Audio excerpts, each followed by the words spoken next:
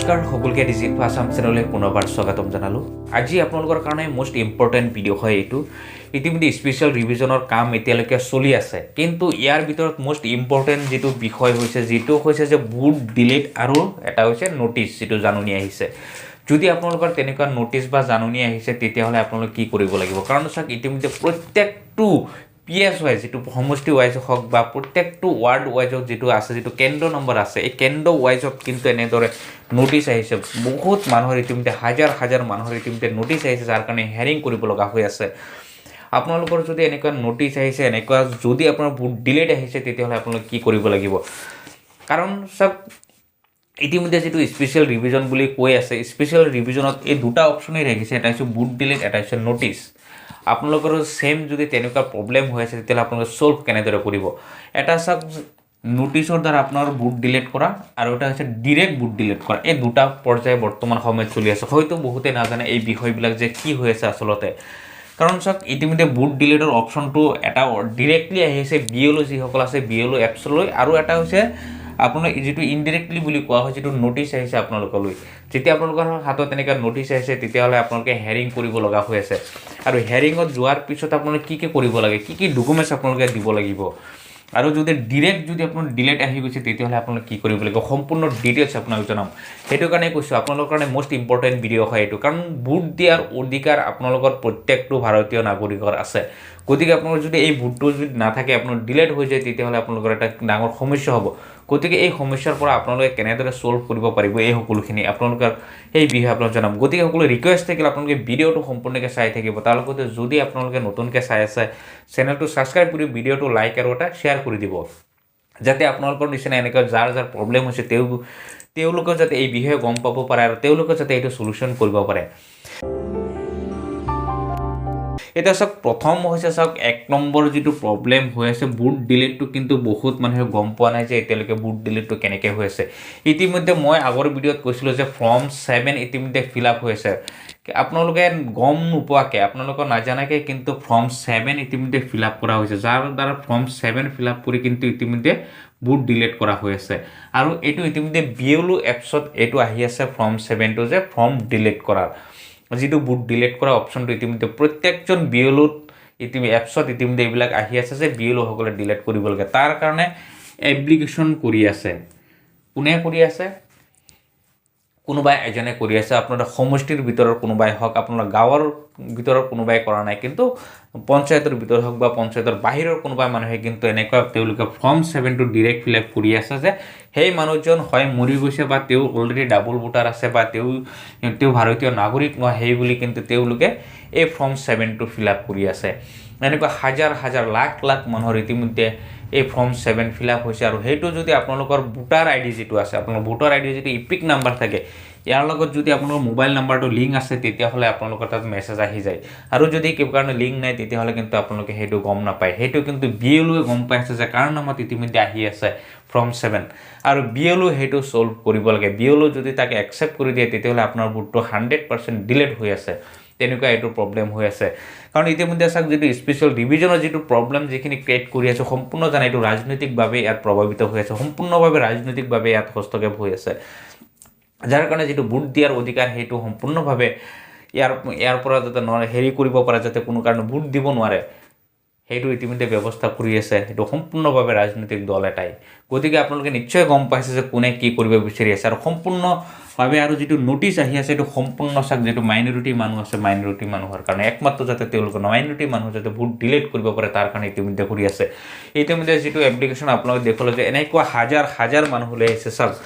এটা নিয়ম আৰু গাইডলাইন আছে যে ইলেকশ্যন অফিচৰ, যিটো গাইডলাইন অনুসৰি এজন মানুহৰ ওপৰত কমপ্লেইন কৰিব পাৰে বা অবজেকশ্যন কৰিব পাৰে, বা চবতকৈ বেছি যদি কৰে তেতিয়াহ'লে 10জন মানুহৰ ওপৰত কৰিব পাৰে। কিন্তু চাওক, যিটো নটিচ ইতিমধ্যে মোৰ হাতত দুটা এপ্লিকেশ্যন আছে, দুটা নটিচ আছে। এজনত প্ৰায় 30কে মানুহ আছে, 30জনকৈ মানুহক এজন মানুহে তাত কমপ্লেইন কৰিছে। এইটো কোনটো নিয়মত, কোনটো গাইডলাইনত কৰিছে? যিহেতু আজি এইখিনি ক্ষমতাৰ অপপ্ৰয়োগ কৰি আছে, যিটো গাইডলাইন আছে ইলেকশ্যন কমিশ্যনৰ, এইখিনি সম্পূৰ্ণভাৱে ইয়াত যে অপপ্ৰয়োগ কৰিছে, সেইটো আপোনালোকে নিশ্চয় অনুভৱ কৰিব পাৰিছে। আৰু যদিও তেনেকুৱা হৈছে, এতিয়া চাওক, ইতিমধ্যে চাওক, ৰাজনৈতিক ক্ষেত্ৰত বহুত বেলেগ এটা প্ৰব্লেম হৈ আছে, বহুত এটা তাত প্ৰভাৱ আছে মানুহৰ। গতিকে সেই ক্ষেত্ৰত যদি আপোনালোকৰ এনেকুৱা হৈছে মই বাকীখিনি ক'বলৈ নাযাওঁ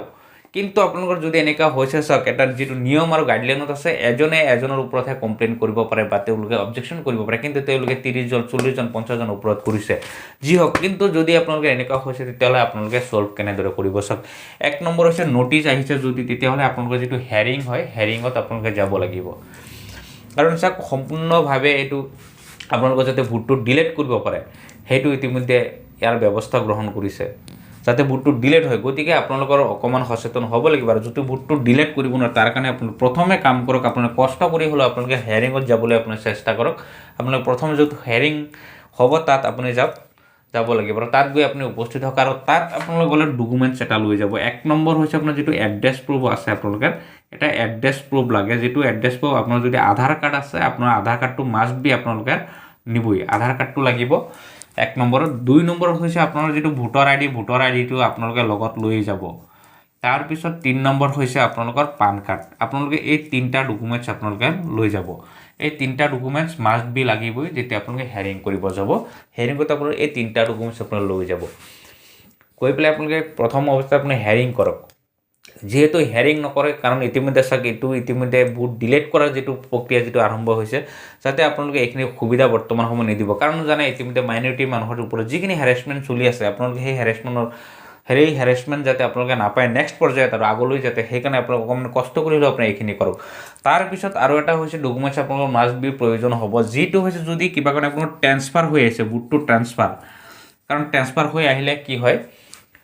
যিটো ভোটাৰ আইডি হওক বা আধাৰ কাৰ্ড হওক কাৰণ এই ক্ষেত্ৰটো হৈছে কি যিবিলাক বোৱাৰী বিয়া হৈ আহিছে আচলতে কাৰণ যেতিয়া মাক দেউতাকৰ ঘৰত থাকোঁতে যদি ভোট হৈছে বৰ্তমান সময়ত বিয়া হৈ যেতিয়া আহিছে তেওঁ যদি ভোটটো ট্ৰেন্সফাৰ কৰি পেলাই ইয়াত আহিছে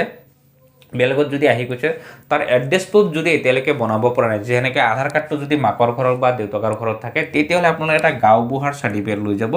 যিটো স্থায়ী প্ৰমাণপত্ৰ বুলি কয় গাঁওবুঢ়াৰ চাৰ্টিফিকেটটো আপোনালোকে লৈ যাব কাৰণ এনেকুৱা বহুত প্ৰব্লেম পাইছোঁ কাৰণ মই নিজে তাত ফেচ কৰিছোঁ মই নিজে গৈছোঁ হেয়াৰিঙত এই বিষয়বিলাক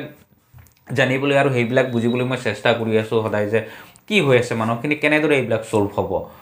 ইতিমধ্যে আপোনালোকে নিশ্চয় দেখা পাইছে বিভিন্ন সমস্যা বিভিন্ন প্ৰব্লেম যেনেকৈ এটা ক্ৰিয়েট কৰি পেলাই যাতে সেই ভোটখিনি ডিলিট কৰিব পাৰে সেয়া চেষ্টা কৰি আছে গতিকে আপোনালোকে সেইখিনি সুবিধা নিদিব গতিকে ট্ৰেন্সফাৰ হৈ অহা বোৱাৰীখিনি বা ছোৱালীখিনিৰ ক্ষেত্ৰত আপোনালোকে গাঁওবুঢ়াৰ চাৰ্টিফিকেট এটা নিব যদি আপোনালোকৰ এড্ৰেছ প্ৰুফ নাথাকে যেনে ধৰক আধাৰ কাৰ্ডত যদি আপোনালোকৰ য'ত আছে বৰ্তমান স্থায়ী হাজবেণ্ডৰ ঘৰত যদি এড্ৰেছ প্ৰুফটো নাথাকে তাৰপিছত যদি ভোটাৰ আইডিৰ এড্ৰেছটো যদি ছেম নহয় তেতিয়াহ'লে আপোনালোকে গাঁওবুঢ়াৰ প্ৰমাণপত্ৰটো লৈ যাব কাৰণ এটাই কথা ক'ব আপোনালোকে আমি ট্ৰেন্সফাৰ হৈ আহিছোঁ ইয়াত এতিয়া ভোটাৰ আইডি অহা নাই ভোটাৰ আইডি অহাৰ পিছতে বাকীখিনি আমি এড্ৰেছ চেঞ্জ কৰিব পাৰিম যিহেতু আমি স্থায়ী প্ৰমাণপত্ৰ আমি গাঁওবুঢ়াৰ চাৰ্টিফিকেট আনিছোঁ আমি ইয়াতে আছোঁ আমি বিয়া হৈ ইয়াতে আহিছোঁ এইটোৱে হৈছে এটা লাষ্ট যিটো প্ৰচেছ আছে যিটো আপোনালোকৰ হেয়াৰিং কৰা যিটো ডকুমেণ্টছৰ ক্ষেত্ৰত এইখিনি আছে আপোনালোকে এইখিনি কৰিব লাগিব গতিকে আপোনালোকৰ যিকোনো প্ৰব্লেম হৈছে আপোনালোকে হেয়াৰিং আহিছে আপুনি হেয়াৰিঙত গৈ পেলাই প্ৰথমতে আপোনালোকে হেয়াৰিংটো কৰক এক নম্বৰ হৈছে আধাৰ কাৰ্ড লৈ যাব দুই নম্বৰ ভোটাৰ আইডিটো লৈ যাব 3 নম্বৰ হৈছে পান কাৰ্ডটো আপোনালোকে লৈ যাব আৰু 4 নম্বৰত হৈছে যদি ট্ৰেন্সফাৰ হৈ আহিছে তেতিয়াহ'লে গাঁওবুঢ়াৰ এটা চাৰ্টিফিকেট আপোনালোকে লৈ যাব গৈ পেলাই হেয়াৰিংটো কৰক এইখিনি যদি আপোনালোকে কমপ্লিট কৰে তেতিয়াহ'লে আপোনাৰ ভোটটো ডিলিট নহয় আপোনালোকে ভোটটো ডিলিট কেতিয়াও কৰিব নোৱাৰে কাৰণ ইলেকশ্যন অফিচৰ যিটো গাইডলাইন আছে আপোনাৰ অবজেকশ্যন দিছে যদি অবজেকশ্যনত মানুহ নাথাকে তেতিয়াহ'লে তেওঁলোকে এইটো ভোটটো ডিলিট কৰিবলৈ সুবিধা পাব গতিকে আপোনালোকে এইটো সুবিধা নিদিব কিন্তু মষ্ট ইম্পৰ্টেণ্ট যিটো হৈছে এতিয়া 1 নম্বৰ যিটো হৈছে ভোট ডিলিট কৰা অপশ্যনটো যিটো আহিছে বিএলঅ'ৰ ওচৰত এইটো কেনেদৰে ছল্ভ কৰিব চাওক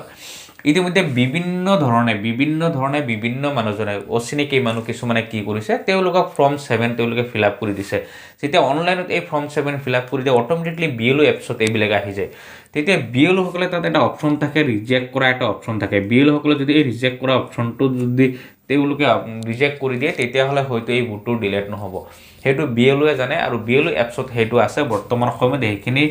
অলৰেডি গাইডলাইন আছে তেওঁৰ যিটো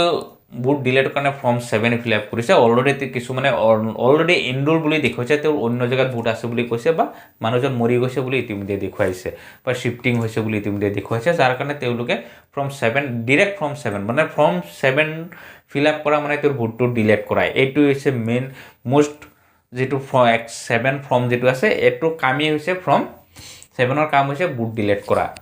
গতিকে আপোনালোকৰ যদি তেনেকুৱা হৈছে BLO এপছত কাৰোবাৰ নাম আহিছে তেতিয়াহ'লে ফৰ্মটো ৰিজেক্ট কৰিবলৈ অপশ্যন আছে এটা BLO সকল এই ৰিজেক্ট কৰিবলৈ আপোনালোকে ক'ব যে এইটো ৰিজেক্ট কৰা হৈছে আৰু ৰিজেক্ট কৰিবলৈ ক'ব আৰু BLO সকলেও যাতে আপোনালোকে কেতিয়াও এইটো একচেপ্ট নকৰে আপোনালোকে ৰিজেক্ট কৰিবলৈ চেষ্টা কৰিব কাৰণ যেটো ৰিমাৰ্ক থাকে ৰিমাৰ্কত এটা অপশ্যন থাকে এইটো ৰিজেক্ট বুলি লিখিব লাগে আৰু ওপৰত যেটো যিবিলাক স্ক্ৰল ডাউন কৰি পেলাই আপোনালোকে আহিব তাত এটা অপশ্যন থাকে নো বুলি ইয়েস আৰু নো থাকে আপোনালোকে নো কৰি পেলাই আপোনালোকে ৰিজেক্ট কৰি দিব তেতিয়াহ'লে এই ভুলটো থাকাৰ এটা চান্স আছে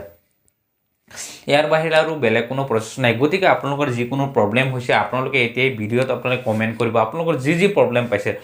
আপোনালোকে এটা প্ৰব্লেম মই সলভ কৰিবলৈ মই যত্ন কৰিম যাতে আপোনালোকৰ এই ভুলটো ডিলিট হ'ব নোৱাৰে কাৰণ ইতিমধ্যে চাওক যেটো স্পেশাল ৰিভিজন হৈ আছে চাওক 22 তাৰিখ হৈছে